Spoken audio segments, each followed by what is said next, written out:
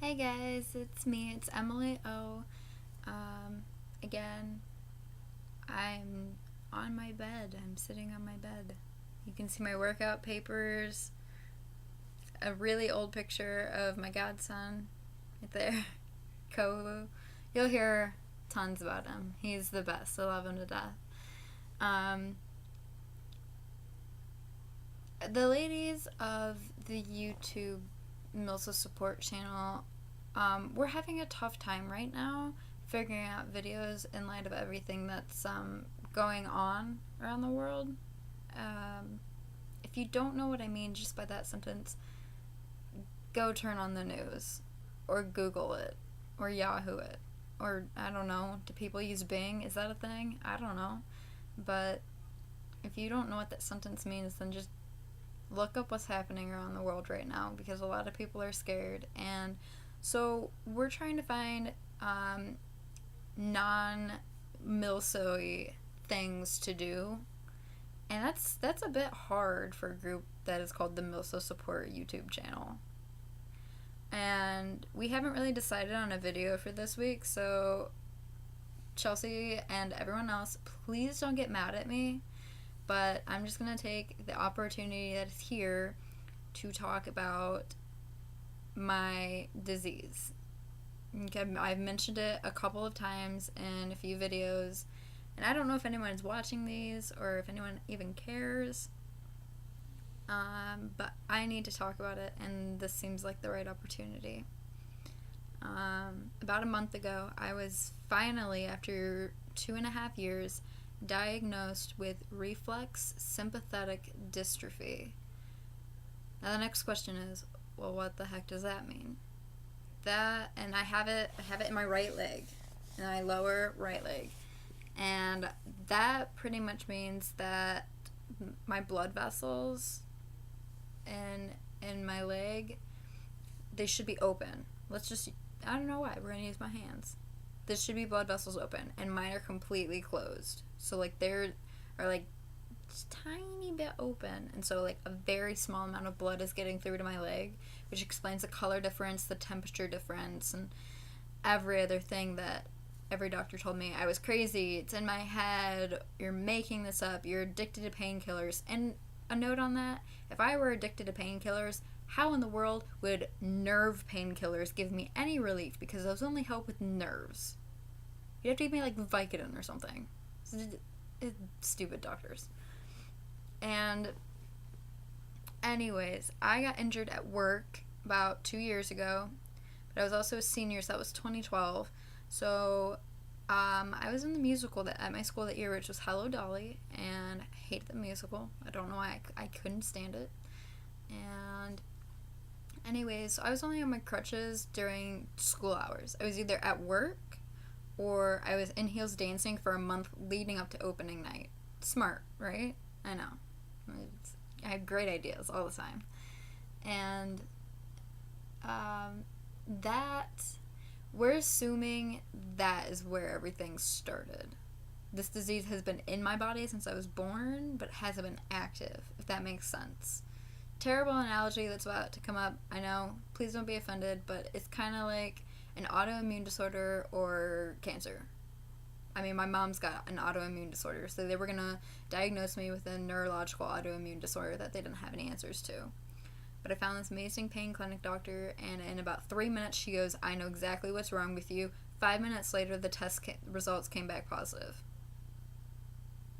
So in like 8 minutes, 2 years worth of struggle went down the drain. And I mean that in the best way possible. I really do. So pretty much, it is sort of in my head. My brain is sending the wrong signals down through my leg that my brain thinks that this injury that happened, it was like a sprain or a hairline fracture that we ignored and didn't get proper care for because I was lazy and I didn't feel like doing it, which is really what I told my parents then.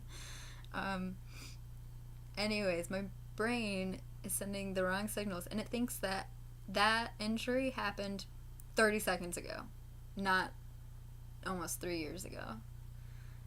And it's been a stressful time. I've lost a lot of friends. I was bullied a lot. Oh, you were on your crutches yesterday and you're not now. Oh, you can go to Europe and do all this walking and blah blah blah. And it was a really rough time. And, plus Nathan was in boot camp, so I was doing this, pretty much alone. Or, I was never alone, but that feeling, that overwhelming feeling of alone. I remember crying myself to sleep a lot of nights because what if no one ever figures out what's wrong? What if after the wedding, and hopefully a couple years after the wedding, when Nathan and I have kids, or whenever we're blessed with, the bundle of joy,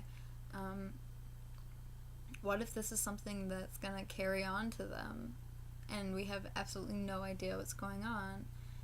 And,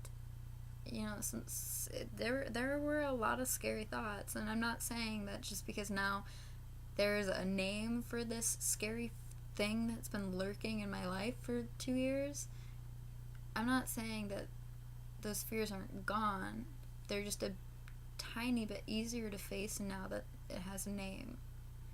It's a lot easier to attack something that has a name than something that doesn't.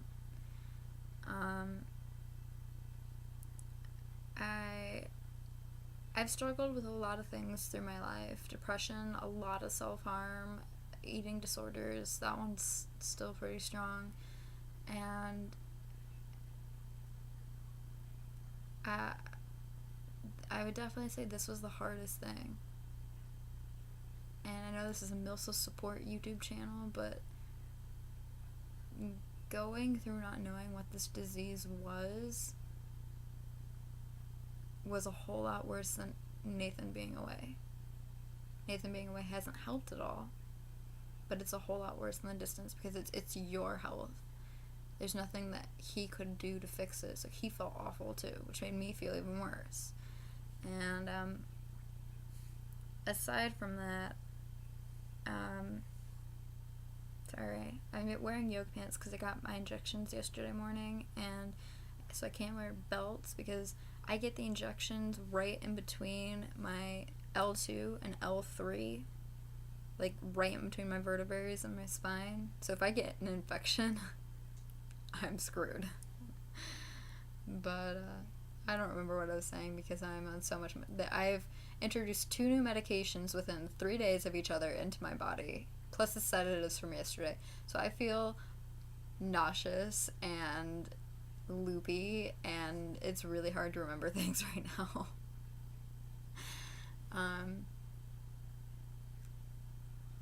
I just wanted to take a few minutes and let you all know that it's reflex sympathetic dystrophy. I am in stage 2. I've lost 15 to 25% of my bone in my right side, in my right leg on the right side of my calf. Dr. Lewis says that it should regenerate with me being 19, but the fact that it took 2 years to find this makes it extremely hard and aggressive to treat because it's going to reject a lot of the treatment.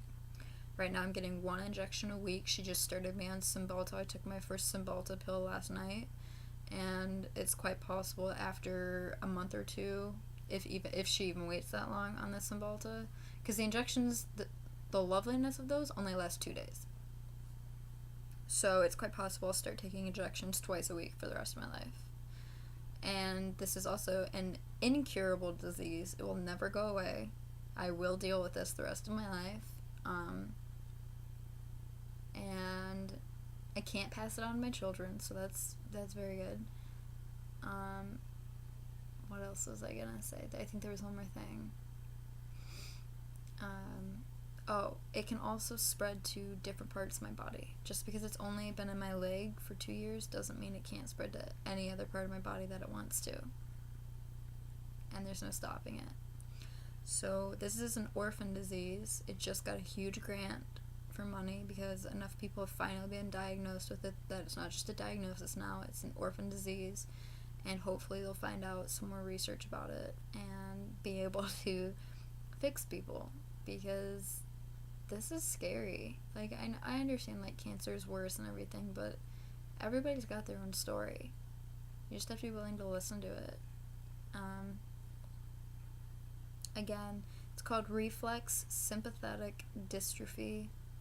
It's about your sympathetic nervous system not reacting properly and trying to retrain your brain and whatnot. So again, I am the owner of Milso Support. Chelsea had the bright idea of this group, and she has created this channel, and she's perfect and amazing, and so is everybody else that does this. And my name's Emily O, and if you have any questions, leave a comment, leave a like, tell me what we should do next week. Okay, well, I'm actually gonna go out to eat with my dad because it's a daddy-daughter day. That was difficult, because we're not gonna have too many of those left, because we are finally at 8 months until the wedding. So okay, all right, stay strong, get involved, and I love you all. Bye.